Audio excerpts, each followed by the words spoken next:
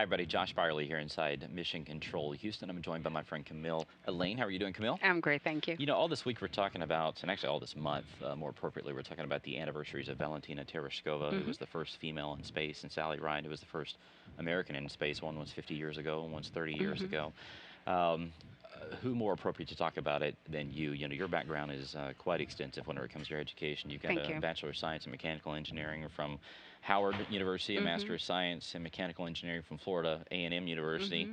Master of Science in Aerospace Engineering from University of Maryland, and a doctorate in Educational Leadership from University of Houston. So you've Hmm. had some schooling in science, which is Absolutely. pretty. But I think what's even cooler, she's actually a private pilot, which is amazing to me. But whenever you look at these anniversaries, you know, what does it mean to you, and what are kind of your thoughts on it?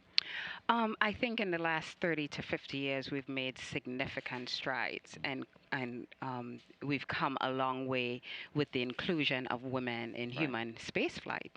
To date, I think we've had about 57 women from diverse backgrounds, both cultural, social, different nationalities who Yeah. have flown in space. From American perspective, since Dr. Sally Ride, we've had the first African American woman, Dr. Mae Jemison, in 1992, Yeah. who flew. Our own Senate Director, Dr. Ellen Ochoa, Hmm. who's the first Hispanic American woman to fly in space in 1993, and then the first Asian American woman in Dr. Kalpana Chawla, who flew in 1997 for Yeah. the first time. We lost her in Colombia. But these women have really blazed a trail and inspired countless women who have come behind them and will for generations. From a global perspective, we've had a number of women who have flown in space from Japan, Canada, Europe, China, of course, Russia, Yeah. and we've had an Iranian American space tourist. So we've made significant strides, including women in human spaceflight. You know, we try to always reach out to students and kids who are going into science. And whenever you take a look back at the school that you've gone Hmm. through, you know, what made you pick the courses that you took, and when did you know? I was really good in math and science in my early years of schooling, and I had a passion for aeroplanes, Hmm. for airplanes and aviation. I also was very passionate about space from an early age. I grew up in the Caribbean, a small island nation of Trinidad and Hmm. Tobago, and I remember at the age of 6 and 7, sitting on the trunk of my dad's car many nights and just being awe-inspired by the vastness of space, not really knowing what that was all about, but being really mechanical and analytical in my thinking. When I decided that I was going to go to college, of course, I decided to study aeronautical engineering because of my passion for airplanes.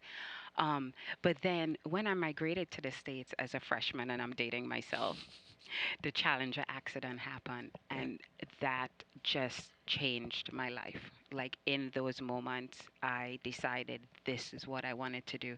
So I switched from aeronautical engineering to aerospace engineering, and you read my bio, so Yeah. the rest is history. I've spent 18-year career designing rockets and spacecraft systems, both Yeah. for Department of Defense and NASA. So whenever you talk to boys and girls that are going into, you know, if they kind of have a hankering for science, Hmm.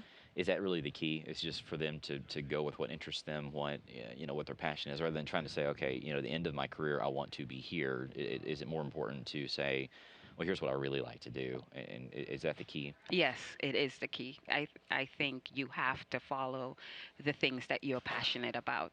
Um, Specifically for girls, though, encouraging them to go into science requires exposure, Hmm. right? And so having opportunities as a high schooler to go and work in a lab alongside a professional scientist or researcher or engineer and getting that exposure and those opportunities to see what the real world of science and engineering is like has been shown to really sustain the interest of females continuing their careers in those areas. So you work in the program science office, I do. you know, sort of the brain trust of all the science we've got going on board the orbiting laboratory. Whenever you take a look at it, you know, you were talking about all the different, you know, legendary females that we've had. Hmm. One of them just walked back in the room. Anna Fisher's over there is our Wow. CAP count today. She's part of the original group of astronauts. But Hmm. we've had dozens of astronauts that have flown up to the space station, females and males, Mhm. obviously. Peggy Whitson was a commander of the Mhm. space station back First on expedition. first woman commander. Yeah, whenever you take a look at the space station itself, and a lot of these PIs, the principal investigators, are females Mhm. too, very diverse. Mhm. Whenever you look at the experiments, what do you think is probably the most promising thing that the space station offers for scientists and researchers, and all the things that are going on and what they're working on? I think it's the amazing discoveries and breakthroughs that we have had and continue to have on the space station. Yeah, All the biological, chemical, and physical processes that are a function of our terrestrial environment is a function of the gravitational force, right? Our ecosystem functions because of that right. gravitational force. And so when you take that variable out of the equation, then amazing things happen to those same processes, both in biology, chemistry, and physics. And so the space station really serves as a platform for us to do the investigations in those areas and see what those changes are Yeah, and have those discoveries and breakthroughs that we didn't know really could yeah. happen or exist. And a perfect example of that is microbial virulence.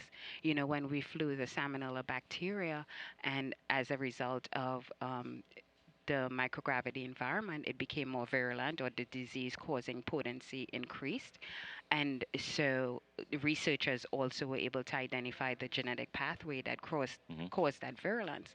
And so they, as a result, potentially could develop vaccines for those bacteria causing diseases that will have an impact on our life here on Earth. Another one is after 40 or 50 years of human spaceflight, we recently discovered the vision degradation of Nice. Yeah. astronauts. And so just recently we started that investigation called Ocular Health, examining how that vision degrades during long duration space flights. And so all these investigations, in addition to the countermeasures that researchers develop as a result, will have significant impacts and benefits to improving the quality of our life here on Earth. So last question is kind of a big one. Out of all the things we've done on the space station, what is your favorite experiment? You may have to explain what it is, but what's your favorite I experiment? have two. Okay, I'll give you two. The first is AMS, the Alpha Magnetic Okay. Spectrometer, which is the largest particle physics detector in space. And up to date, it's been up there for almost 2 years, and Yeah. it's gotten over 16 billion hits of Yeah. cosmic rays. There it is. And so that instrument and the data we get from that instrument could answer the question of what is the origins of our universe. And from a physical and spiritual perspective, I think human beings are curious about that. How did we evolve? And so I think the results from that experiment and that investigation is really, really promising.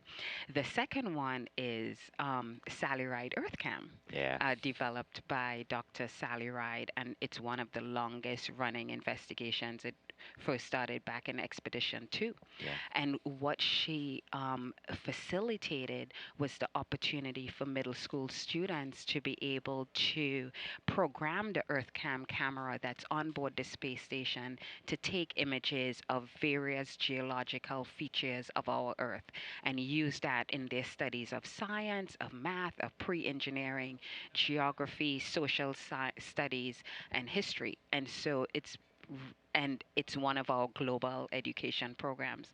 So we've been able to reach countless millions of students around the world just with that investigation. So that's really one of my favorites. Well, even if Sally Ride would have never been the first American female in space, A that huge is quite a contribution. legacy Yes, to leave to students, absolutely. and they touch it, all the time. So Absolutely. I think that's probably one of my favorite ones too. Yeah. So thanks for joining us, Camille. Always, Thank you. always good to talk to Thanks to you. be So, with you. Camille, Alleyne, if you would like to learn more about the office that Camille works in, which is the Program Science Office, and all the experiments that they help run on board the International Space Station, just log on to the NASA website at www.nasa.gov/station. Take a look at the left-hand side of the page under Research and Technology, and you can take a look at all the different experiments that the crews are working on every day. Thanks for joining us. Thank you.